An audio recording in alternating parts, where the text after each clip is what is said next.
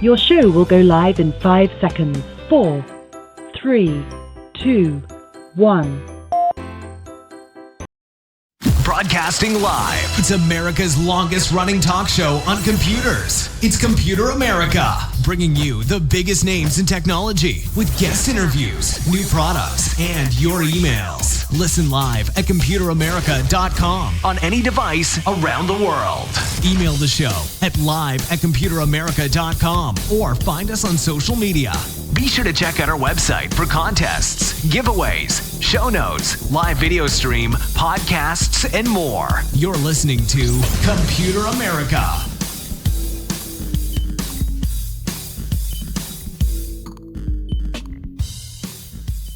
Hello and welcome into the Computer America Show. Thank you so much for joining us, and I am your host, Ben Crossman. Thank you once again for joining us. I hope all of you had a wonderful Monday and ready to roll into a terrific Tuesday. All right, so for everyone out there, for whatever reason, if you didn't read today's show notes and you didn't check out our website, today on the program, we will be talking to a company called Yummi.me. Making use of that, those new domain names. But they have an app called Yummi, and it's about something that I think we've all, I don't want to say fallen victim to, but we've all done once in a while. You put something in front of yourself, some kind of food, and it looks so good, too good to eat. So you take a picture, and then you immediately eat it because, hey, you have the picture. It'll last forever now. Well, this episode is going to be for you because we have an app that does not just food selfies and, food pictures, but so much more. So we have Mr. Pete Wong here with us.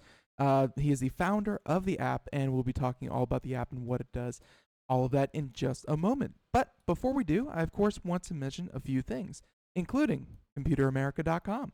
That's where you will find the show notes. That's where you will find anything and everything that has to do with today's show. So if we do articles, if we do videos, if we do demonstrations, a link to, say, for instance, our guest app, then all of that will be included in the show notes, again, over at our website. Also, be sure to check out the live video stream. Not only can you listen to Computer America, but you can watch Computer America.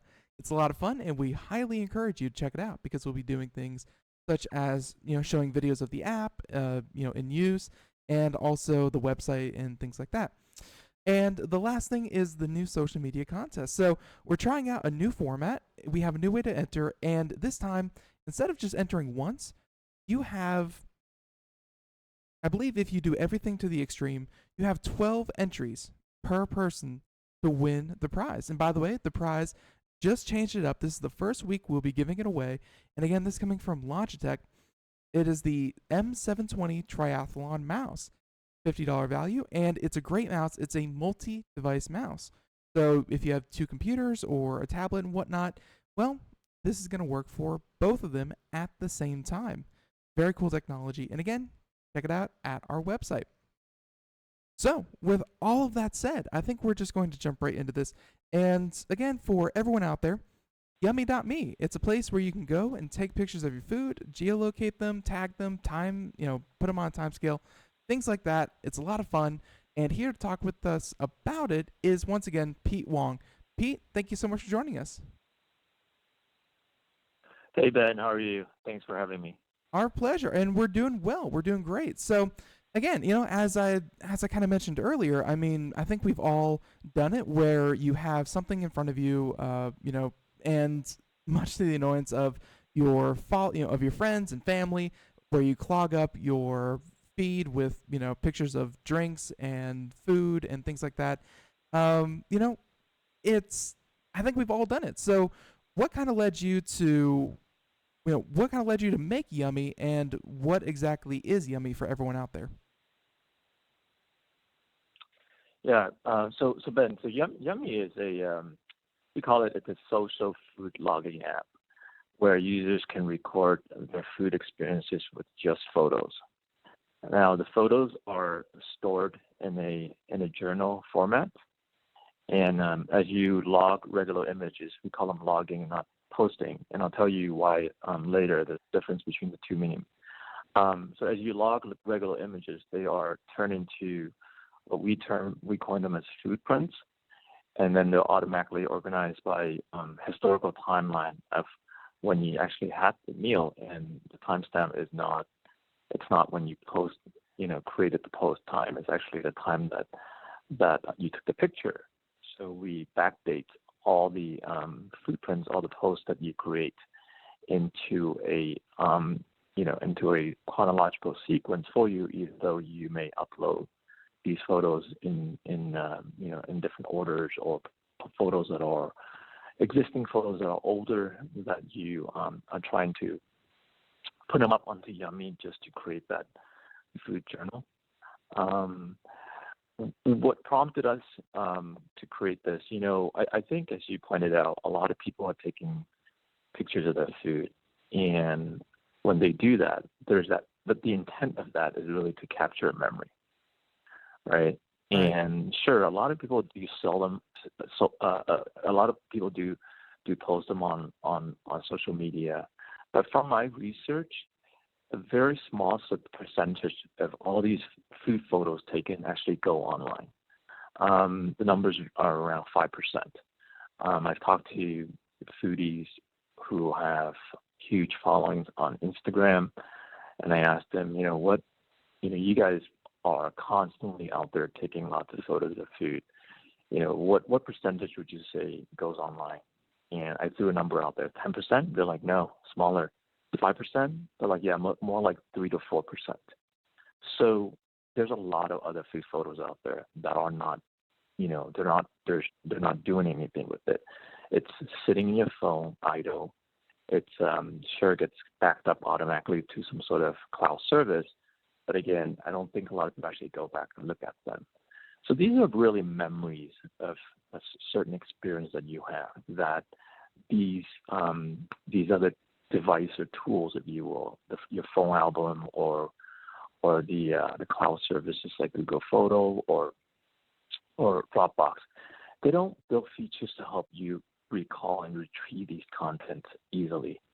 They're not really findable in a way that, hey, I want to remember, I want to find that photo that I had at this particular restaurant, at that one time, and it's that cuisine. How do I do that? Well, you can't.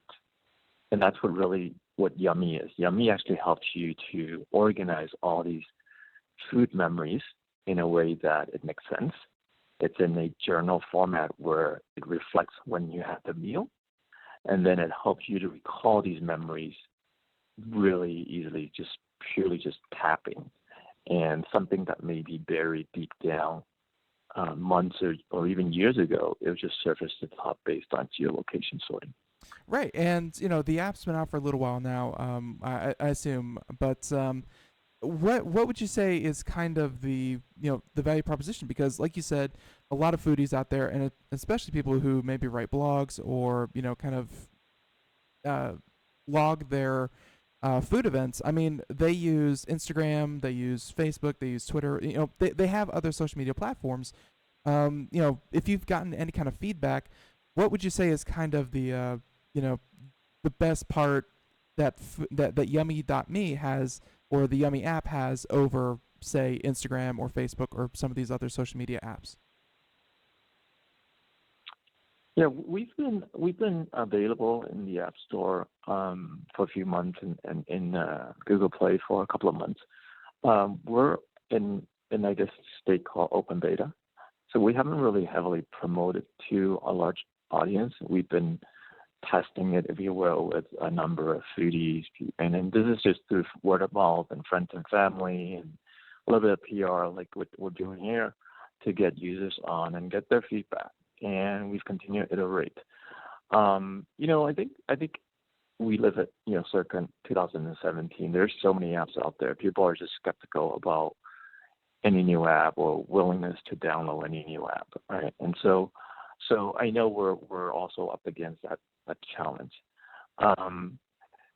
We've got a number of prominent foodies trying out our app after some convincing, and they all love it. They all love the fact that this can do a lot more than what Instagram, what Facebook, what Snapchat can in terms of the full spectrum of the food experience. What that means is, if you think about the social media platforms I just mentioned, Ben, they are social network. So their intent, your first intent of using those is really for sharing. You're going to post something because you want to convey a message. You want to broadcast something. You want to, brag, if you will, about about an experience. And so it's really purely about sharing. With us, Yummy, we brand it as a social utility. There's a difference between a social network and a utility. The utility part for us is that first intent. It's not about sharing. It's about logging. Okay, it's about keeping, post or logging these photos for your benefit, right? Really, kind of like with all those photos I mentioned earlier that you have. They are actually memories. They're valuable contents that a lot of people feel like think that they're not useful, but they are in fact useful. They're memories of yours that you would love to recall on, because we're already doing that when we go to a restaurant and we try to rack our brain, try to remember a certain food experience we've had in the past. Now there's an app to help you with that. Right? So logging that Foodprints actually helps you to make Yummy sort of the brain for all your food memories. And then we built functions and tools into Yummy that don't exist on Instagram. One function is really sort of our most unique feature is the Near Me.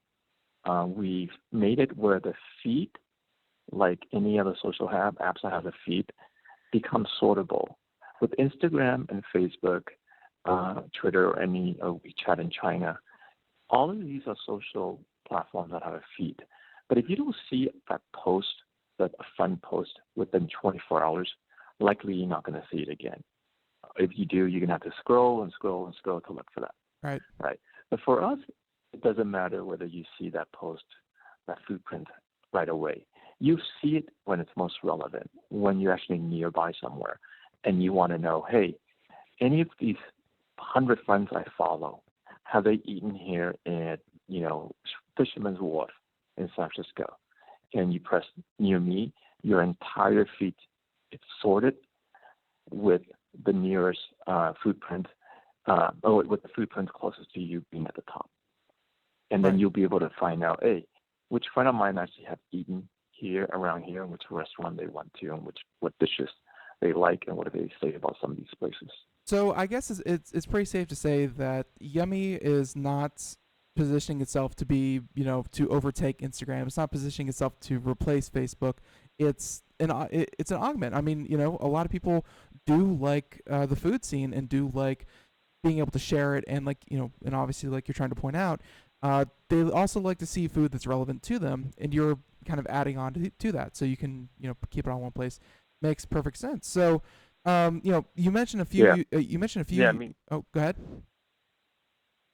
Yeah. No. Yeah. We don't have. We're not. We're gonna. No one's. It's going to be pretty hard to take over Facebook and Instagram. Right. For anyone. Right. I think Facebook and Instagram, they're so big that it's covered across so many different sectors and verticals. But I personally think each vertical has its unique needs that and sort of a separate platform with the flexibility to build specific features that are missing on Facebook and Instagram can help to offer a much deeper experience, much more meaningful experience for users in that vertical.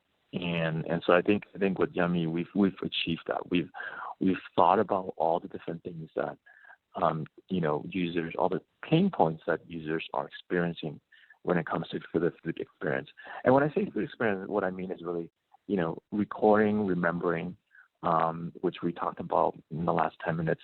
The other one is the sharing. And I know that Facebook and Instagram focuses on that, right?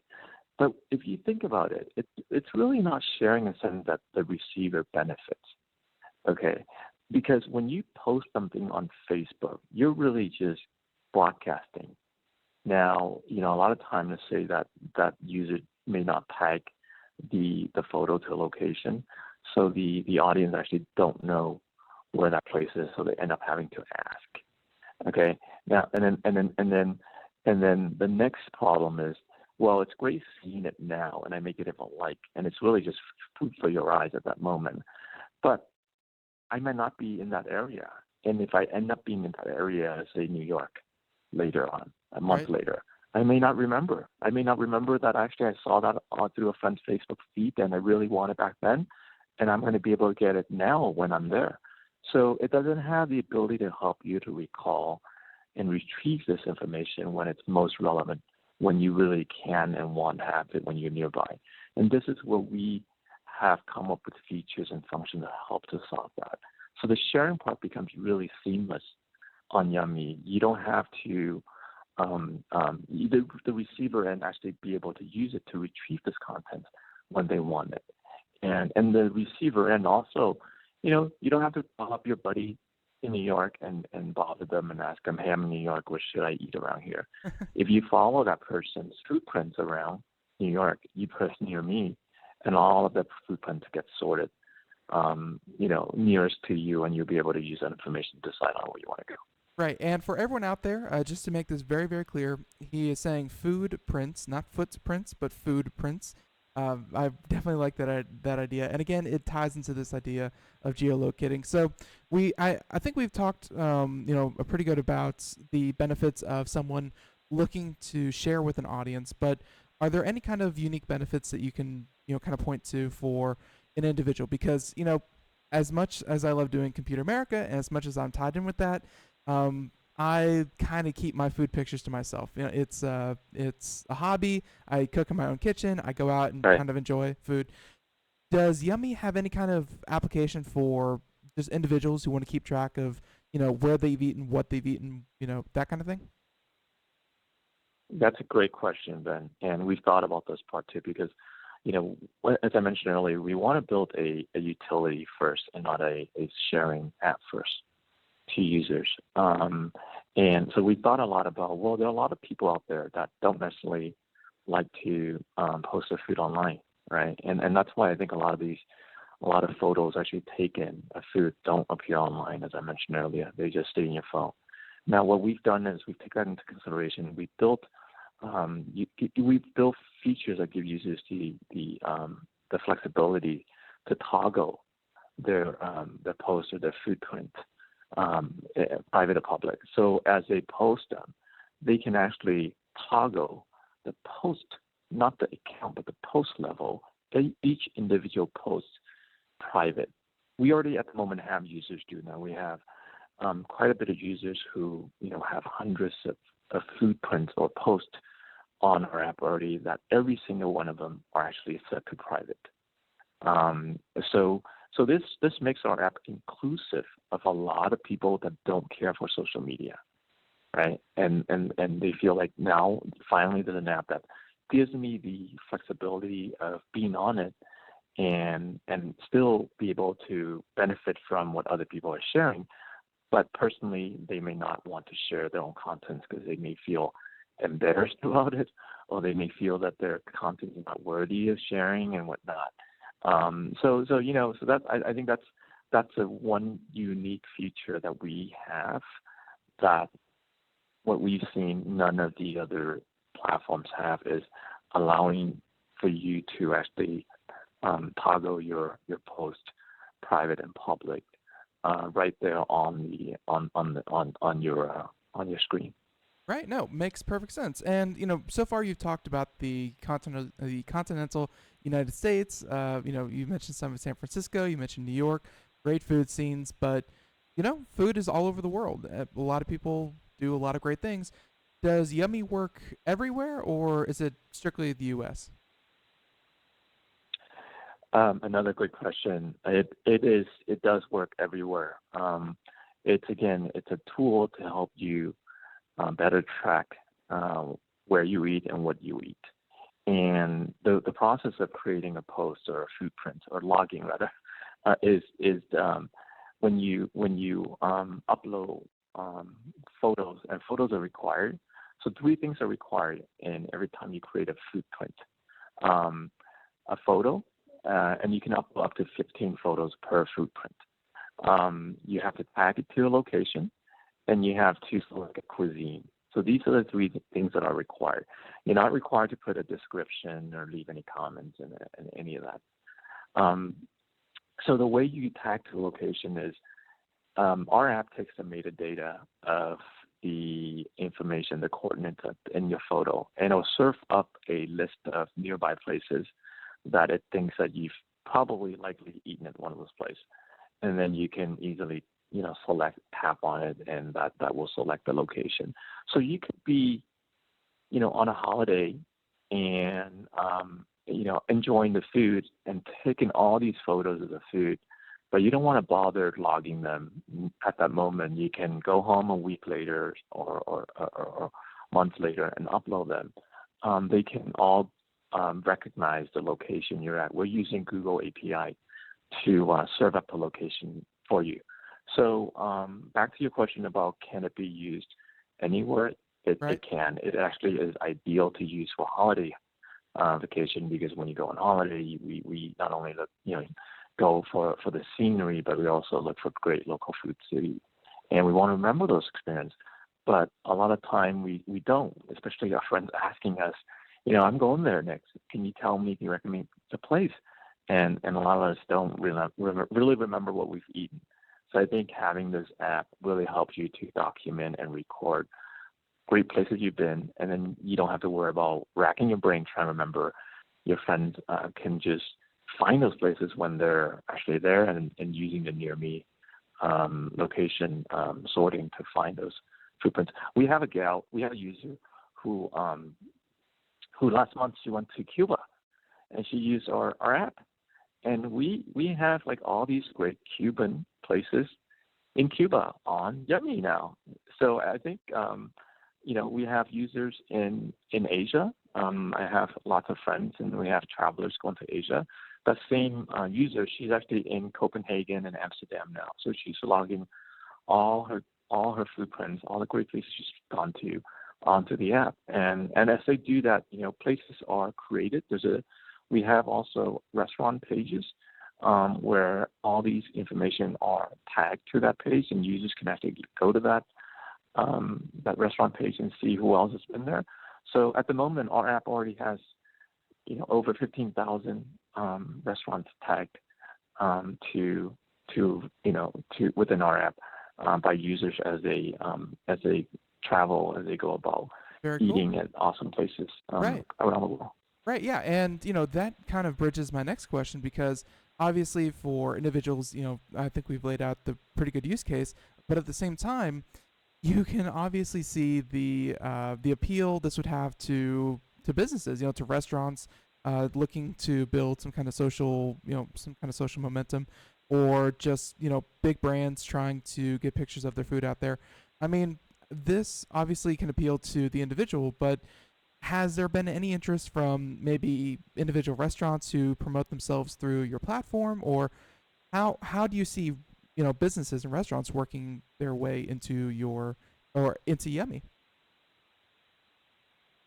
Yeah, Ben, we're still very early for that. I think our focus, unlike perhaps other food apps, we're not focused on the merchants for now. We really want to bring the best experience to the user in terms of helping to create a tool that serves a lot of their needs when it comes to remembering food, sharing food, discovering. And yes, the discovering part is actually ties to what you just asked about. How can business sort of leverage that in terms of as users are looking for great places to eat? But that's really the third and the last part of our plan, is until we reach a state that we think we've done the first two part really, really well, and there's lots of users on here. And also as users, as I mentioned earlier, as more users continue to come on and sign on and use our app, more restaurants going to be added, right? And then that's when we'll be able to understand and know better how can we add additional features to help users to really maximize the discovery part of this, and how can we think of sort of opportunities to benefit merchants in terms of the large amount of users' interest in their business. So we have some ideas in the plan in terms of some of the features that we have, but in terms of really monetizing, if you will, if that's the right word to use Right. right now, it's going to be much further down the road where how do we work with business to kind of come up with plans to really benefit them as well as benefiting us in terms of revenue driving. Sounds like you're in the stage of getting the word out, and hey, that's what places like Computer America are for. So, happy to help you Yeah. get the word out, and and again, feel free to kind of shoot this down if this is a feature or if this isn't, or if you're working on it. But there's another place where a lot of people go to share their experience with with food, and that's Yelp. And Yelp is traditionally, I think when people hear the word Yelp, they think they think food reviews, they think, hey, how many stars does it have, that kind of thing. Is there any kind of rating system, or is this strictly here's what I ate and here's what I think about it kind of thing? Or can you rate like individual businesses or individual dishes and things like that? Yeah, I mean, these are all great points, great questions you've brought up, Ben, and I've been receiving a lot of these similar questions from both users, business, from interest investors. The opportunity and the potential for what Yummi can be for in terms of a platform for what I call all things food is just endless, right? There's so much we can do to it. We don't have a review system yet in place in the sense that you give a business a rating, Right. like a star rating. There are plans or discussion to offer something, but it wouldn't be a star system. It would be something different. At the moment, I think something sort of in that area in terms of a review is users can leave descriptions and comments in the foodprints they create, and that would be sort of like a personalized Yelp-like a review that you're actually leaving that comment in your diary, and as your friends discover your foodprints, they're able to actually look at that information and decide whether, hey, am I going to order this dish? Am I going to go here? What's good here and whatnot. So Right. we don't have an aggregated sort of a star system yet, but there are talks of that. But it's a little bit of a catch-22 where I think a lot of people that I've talked to, especially business as well, they don't like the rating system because they don't think it's actually are authentic sometimes, and also it's not fairly rated. And so we have to really think about it. How do we offer a more I wouldn't say a better experience, but more appropriate experience Right. to both make sure that we serve the need the business as well as the consumers in a fair way. Right. And yeah. Go ahead. Makes perfect sense. And places like Yelp, they've been lambasted. They've been targeted, saying that they hide good reviews, they promote bad reviews, they extort, they could say that kind of thing. I mean, when you get into reviews, I mean, it's a very tricky territory. So I can see why you want to keep it small. You want to keep it just kind of about the food and not about the rating system. Makes perfect sense. But just real quick, and I might have to interrupt Exactly. you, but and just in about a minute, who are your target? Oh, and actually, I should ask you this, Pete. Would you mind staying over just a few minutes to wrap this up? Sorry, what was the question? Oh, would you mind staying over for just a few minutes so we can wrap this up on the other side of the break? Yeah, absolutely. I'm fine. All right, perfect. All right, so yeah, and yeah, yeah, we have about a minute left, so I'm actually gonna stop you right there, and we'll be right back. Again, we have Pete Wong. He is the founder of Yummi app, and that's yummi.me. You can find a link over at computeramerica.com. And Pete, when we come back, we'll talk about target audience. Is this just for foodies? Is this just for angsty teenagers to take pictures of their Whoppers? Is it just for who is this really for? So we'll come back and we have a few more, and then we'll wrap this up. But everyone, once again, yummi.me. Check it out. Again, link in the link in the show notes. So, and in the meantime, while I have a few seconds here for you, I of course want to mention our social media contest. Check that out, computeramerica.com, right there at the top, social media contest. And we are once again giving away the M720 Triathlon mouse from Logitech. That's right. And yeah, first time we're giving that away, $50 value. Very happy LogTech put up that prize. And we'll be choosing one winner this Friday to read their name live on the air. And we'll get them their prize just like that. It's very simple. Check it out, computeramerica.com. So, we'll be right back. Once again, Pete Wong, Yummi.me. We're back. We are all Brother Wolf. 10 years ago, a group of locals banded together to create positive change. We took animals into our homes, held adoption events at local retailers, and talked to the community about our mission to help build a no-kill Asheville. A decade later, we have achieved so many victories for animals in need. There's been so much progress, yet there's still so much to do. As part of our year-long celebration, we encourage you to become a member of our special Compassionate Circle program. With a monthly donation of $10 or more, you will have behind-the-scenes access to the work we are doing at Brother Wolf. Our goal is to reach 1,000 members because we receive no government funding. Working together, we can help build and sustain no-kill communities. Learn more at compassionatecircle.bwar.org. We are a 501c3 tax-deductible organization.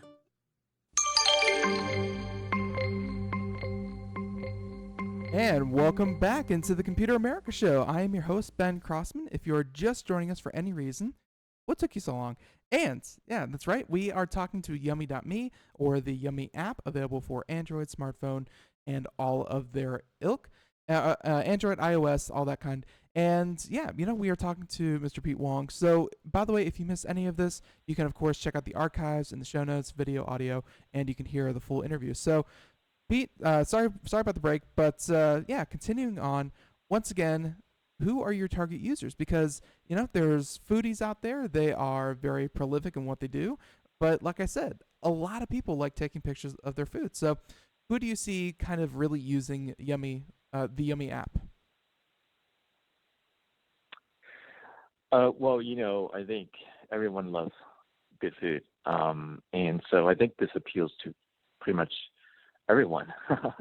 But I think, as you mentioned, what we are is really at the moment an app, a utility app that helps you organize your food photos, organize your food memories, right? And so we think that at the moment we consider the early adopters to be foodies who are currently already, taking lots of photos of food and already understand the process of creating posts onto the social platforms. So our app, if you look at it, when you sort of first impression, it looks like any social app, but it's just all food photos.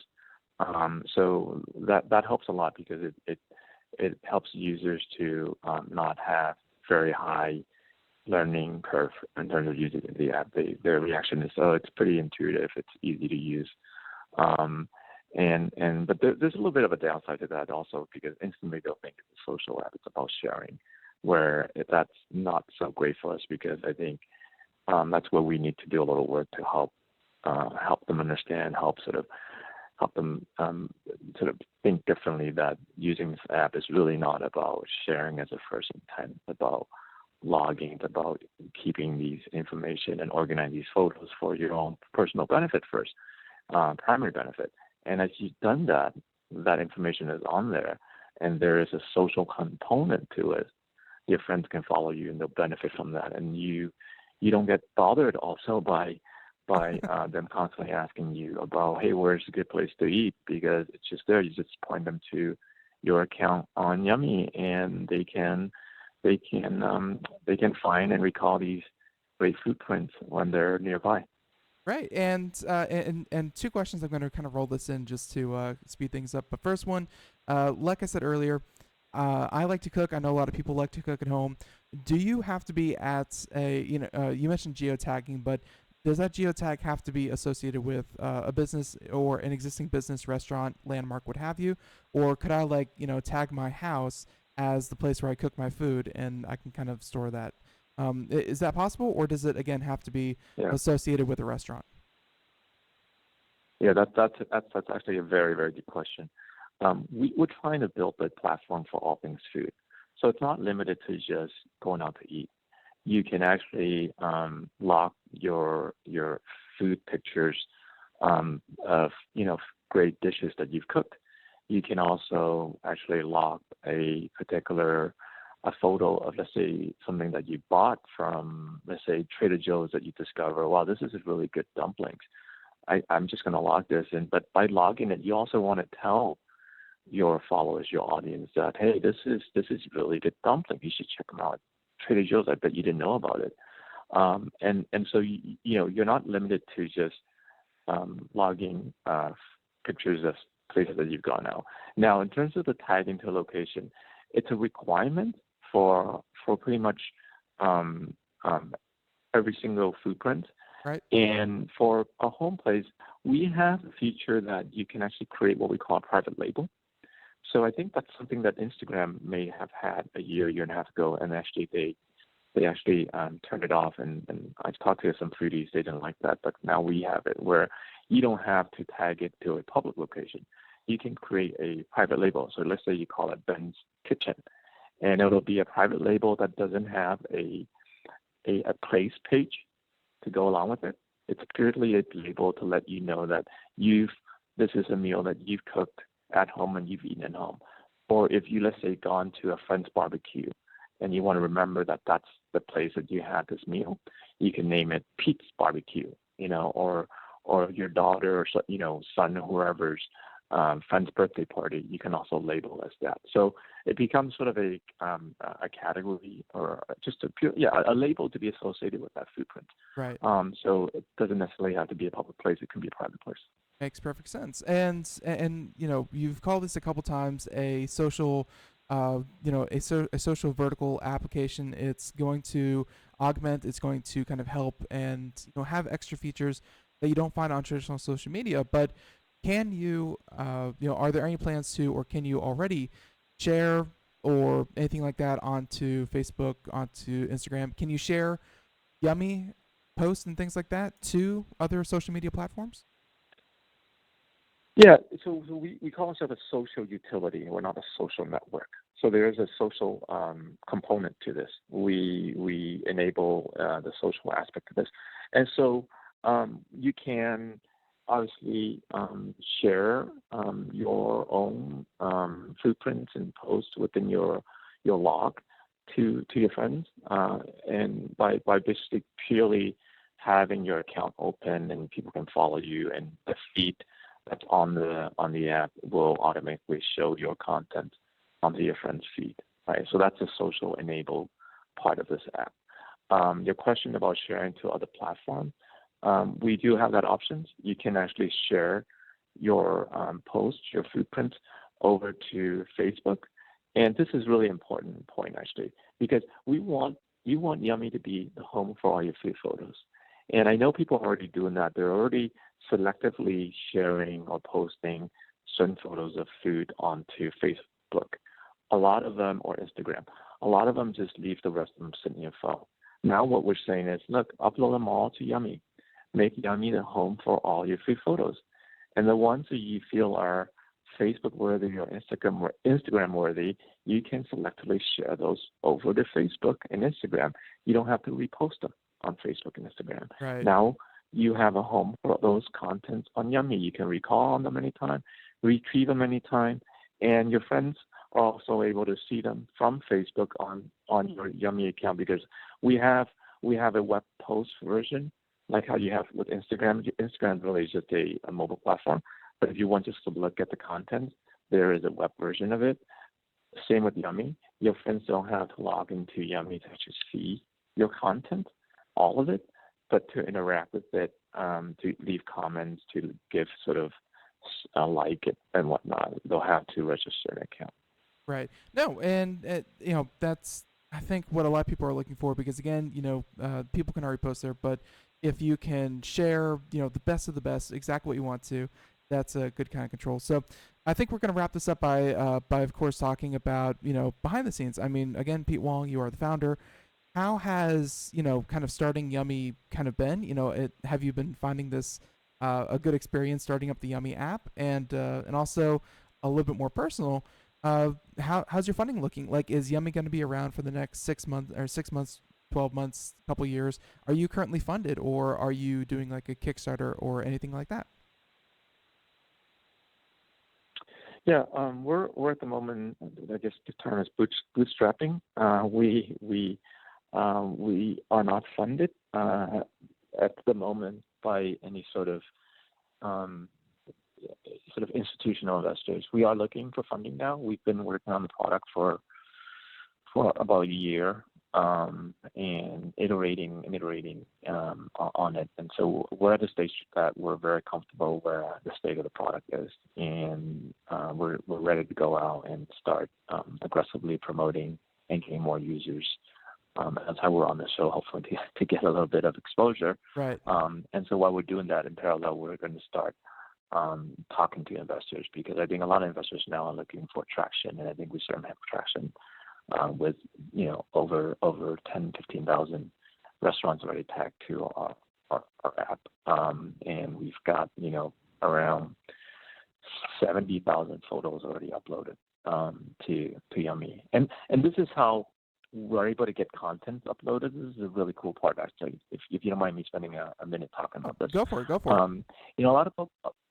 lot of people think about creating a post as, oh, I'll do it when I want to share something, when I want to go out and I'm gonna say, hey, I'm gonna use Yummi when I go out on the next meal, and I'll take a picture and I'll post to Yummi. That's actually not the best way of using it, because we're not about sharing, we're about logging. So you can actually go back into your photo album and upload all your existing photos. What we've done is we've backdated every single photo for you. Okay, they're not the timestamp when you upload them. It's not the creation time. It's the time when you had the meal. So instantly, if you do that, if you can go ahead and upload photos completely out of order, and the app will automatically put them in a chronological time sequence for you in terms of when you have the meal. So by allowing that, we're able to get users contribute content right away, because they have all these photos sitting in their phone, not doing anything, sitting idle. Now we've have a tool that makes it really, really cool to have all these photos sitting in there, and then it becomes useful also because it's in an organized format that makes sense for them, and also becomes valuable for them, because they can recall on these contents when they actually want to remember what they've had in the past when they go to a certain place that they've been before. Right. No, and yeah, and we certainly covered that a little bit beforehand, but no, it sounds like you're ready to really kick it up a notch. I mean, I think you've done a lot of the hard work already, which is finding that starter audience, and coming up with a niche idea. I think you've done just that. So I've heard we've had a lot of companies on the show that have gone on to do a lot of great things. So I hope that you are indeed one of them. So for everyone, once again, Pete Wong, he is the founder of the Yummi app. And Pete, please, if you announce something new or you get something else going in a couple months, feel free to come on back to Computer America. We love to talk to you about it again. Thanks, Ben. Thanks for your time. I'd love to be back again. All right, thanks. And once again, everyone, computeramerica.com, show notes, and that's YUMMI.me, yummi.me. And yeah, check it out. Maybe just what you're looking for to really sort and get those food pictures, get a handle on them. So, Pete, once again, thank you so much. See you next time. Thank you. Bye-bye. Bye-bye. All right, and there he goes. So, everyone, once again, yummi.me, check it out. You can find it, once again, computeramerica.com, show notes. So, with that being said, and yeah, that was a great segment. Really did enjoy that. And I don't know about all of you, but I definitely do take pictures of my food. I just...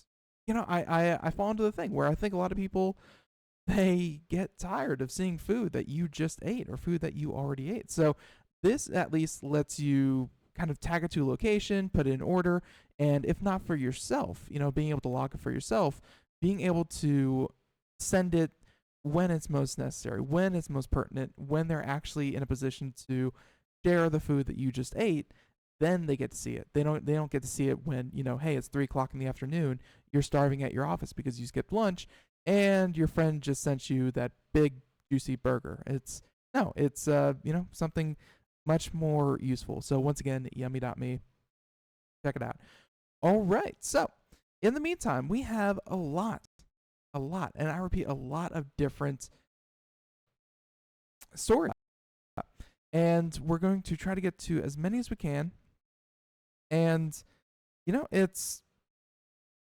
we have some, and, I even snuck a few in there because normally this is supposed to be Gamer Tuesday, and we normally have a gamer guest on, but I snuck a few, I sneaked a few gaming articles in here, and I think we're going to start with that one, actually. So here we go. Computer and Technology News, brought to you by Computer America. Right here.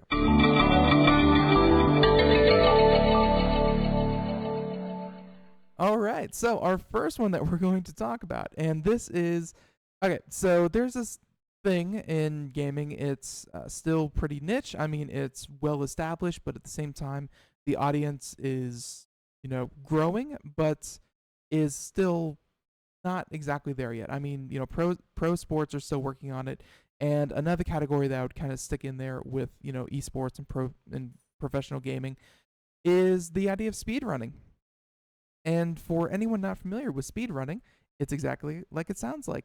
It's you play a game, and certain games have certain requirements, but a lot of them are just start the game and the final cutscene. That is the game itself, and the quickest you can do that, the fastest you can do that is called speedrunning, and a lot of people participate in it. Well, there's a new game out, and it's called Prey. We didn't exactly talk about it on the show, but it's been getting a lot of attention. This is Bethesda's Prey reboot. That's right.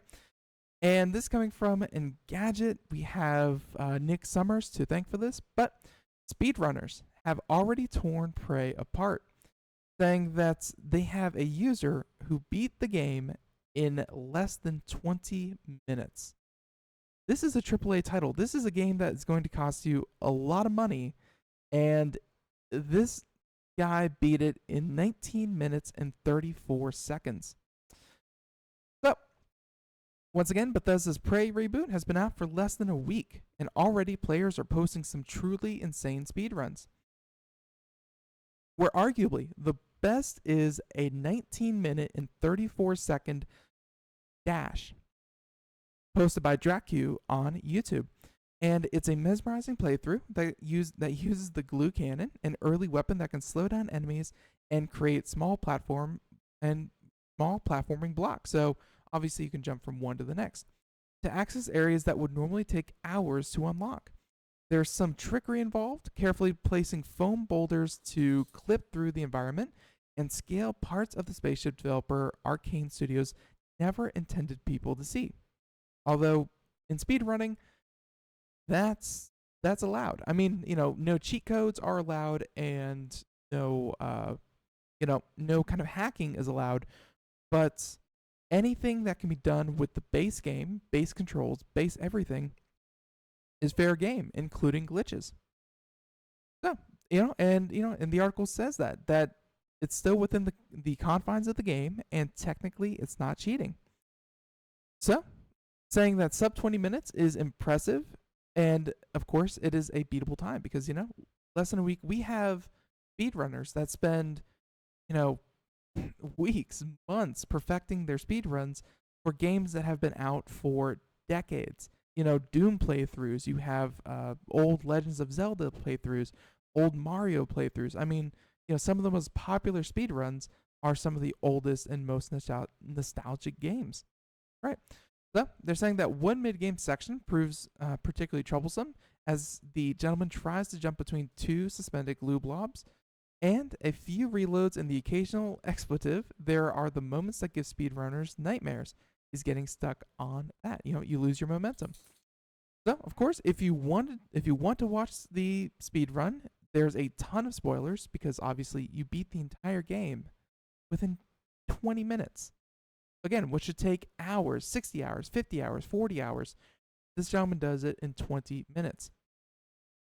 So they said that the powers and weapons are plentiful and can be combined in different ways to wipe out the enemies or avoid them altogether. And it's a style that Arcane Studios has slowly refined through Dishonored and Dishonored 2, if you were looking for a little bit of pedigree. And of course, they said that such flexibility is bound to create a few game-breaking maneuvers. We just didn't expect them to be discovered so quickly. But yeah, that's right. You can see it on YouTube, and even in the article that we linked to in the show notes, you can see it there. But Prey, millions of dollars in development, thousands upon thousands of man hours spent making this game, putting nice polish on it, and a gentleman comes in and beats it in less than 20 minutes. That's kind of the joy of having that many players. All right, so let's move from that one. And, I feel like we don't talk about Amazon enough. We only mention it twice a day. But check it out. Amazon, they have a new smart hub. That's right. And, yeah, and they're saying that Amazon Echo's Show, that's right, Echo Show Smart Hub has a built-in touchscreen for video calling and selling you stuff. So this is a $230 smart hub powered by Alexa and has a 7-inch display. So this coming from Popular Science, and saying that just 2 weeks ago, Amazon introduced the Echo Look, a $200 smart home hub that includes a built-in camera to help evaluate your outfit before leaving the house. And now the company has taken another step, introducing its flagship hub, which is the Echo Show. And if you're watching the video portion, you can, of course, see what this looks like. For everyone out there just listening, think like a center console unit for a car. I mean, it's, kind of bulky, kind of square and rectangular. There's a sound bar across the bottom, and or at least a speaker across the bottom. There's a decent sized 7-inch touchscreen on the front, and then place for a camera on top of that. So pretty boxy design, not going to blow anyone's socks off, but hey, gets the job done. And they're saying that's, and the article even describes it as a fancy digital alarm clock. And that's, it can display information like weather forecasts, YouTube videos, and of course, screens meant to help you buy stuff from Amazon. So, more easily shop through Amazon. And in many ways, the built-in screen seems to take the place of smartphone integration in Alexa's infrastructure, saying that it can natively display live video footage from compatible doorbell security systems, and of course, Ring and Arlo. So, if you wanted to see your doorbell or your front door from your Amazon Echo Show, you can do that. And, the article goes on a bit more, but why don't we just wrap it up by saying that the product announcement comes at a time when Amazon is already showing its strength as a smart hub market. Saying that, and they say that a research firm, eMarketer, claims a 70.6% U.S. market share for Alexa-powered smart hubs, which, compared to, get this, 23.8% for Google Home. So when it comes to which infrastructure is clearly winning in the smart home market, you have 70.6% going to Alexa, so Amazon. You have almost 24% going to Google. You know what that means. Add those numbers together, you get, 71.4, 94.4. So math, it's very, very hard. So 94.4, that leaves a whopping 5.4%, I assume, for Apple HomeKit devices. Apple is trailing so far behind, but at any rate, Amazon is definitely pulling out ahead. And they're saying that Microsoft's Cortana is just now finally making it into a speaker device made by Harman Kardon. So it has some serious catching up to do in both hardware and market share. Certainly does. So ultimately, the addition of a screen seems like a natural evolution for the Smart Hub, especially from the Amazon camp, who likely want to fold more users into the Alexa infrastructure. That's right. So they said that the Echo Show is currently available for pre-order for $230, which is about $30 more than the Echo Look. Although, again, the Echo Look does not have that smart screen, or I'm sorry, that touch screen. So yeah, that's the main difference. And units will ship out sometime in mid-summer. But yeah, it's another evolution, another HomeKit, and between things like the Dot, the Echo, the Show, the Look, the blah blah blah, they're really trying to cover every inch of your home where it makes sense with the appropriate device. So, and also some other cool features that can be wrapped up into this include video calling. So things like Skype can work with the Echo Show. Pretty cool. All right. So unfortunately, we don't have all the time in the world for all the articles that we wanted to do. But yeah, let's see, which other one did I really want to get to? How about this one? And this has to do with, well, spoiler alert, this has to do with the FCC and ISPs, Title II, net neutrality in general. And it happened a few months ago, but it just goes to show that when you leave it up to ISPs to do the right thing for customers, to do, the best thing, sometimes they don't exactly do that. And like, we know what happened with Netflix, but we have another competitor, and this is the gaming company League of Legends, made by Riot Games. So they said that Time Warner Cable sued by New York on behalf of League of Legends and Netflix. So this coming out of Polygon, saying that Attorney General says Time Warner Cable news service was slow and is seeking damage for consumers. That's right. So New York's Attorney General Eric Schneiderman says that Time Warner Cable has defrauded consumers by providing internet service that was much slower than advertised. And moreover, he maintains that the company neglected to upgrade its own service at the same time it was negotiating new contracts with both Netflix and Riot Games. So why this matters with the FCC and of course, net neutrality is that the current, Ajit Pai, the current, the current proposal would say that ISPs would work in best interest if they were unregulated, if they were deregulated, and they could better be more agile to the demands of an evolving market. But what we're seeing here is that when left to their own devices, you have situations that come up where large players on the internet, and like Netflix, they, bless their heart, they do everything that they can to really minimize the footprint of their service. But it still takes up a whopping majority of the entire internet traffic that goes on in the US every single evening. Same for League of Legends. It's the most popular game in the world, at least by play hours. And, a lot of people play it, and a lot of people play it at the same time. So when you have that kind of heavy traffic, it puts a lot of stress on Time Warner Cable. And when they look at their network, when they look at their traffic, they can very clearly point and say, Netflix and Riot Games are taking up all of our bandwidth for everyone else. We have to charge them more money. That's where regulation comes in. That's where saying, no, you can't treat them differently just because they're taking up a lot. It may sound like it, but at the same time, you have to really remember Netflix and League of Legends aren't 90 seconds. Sorry about that. Netflix and League of Legends aren't strictly pushing that traffic onto those networks and overloading them.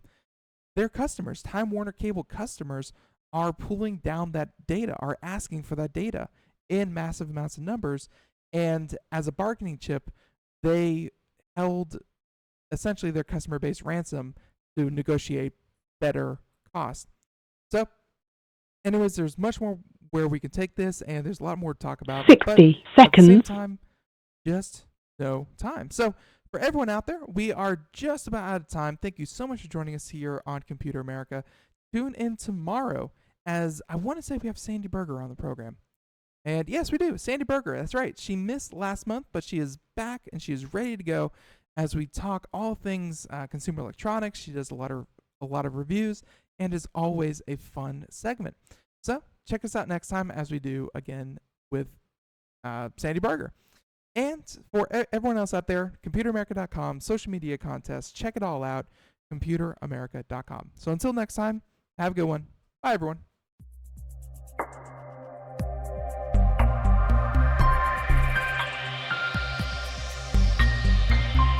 Ten seconds.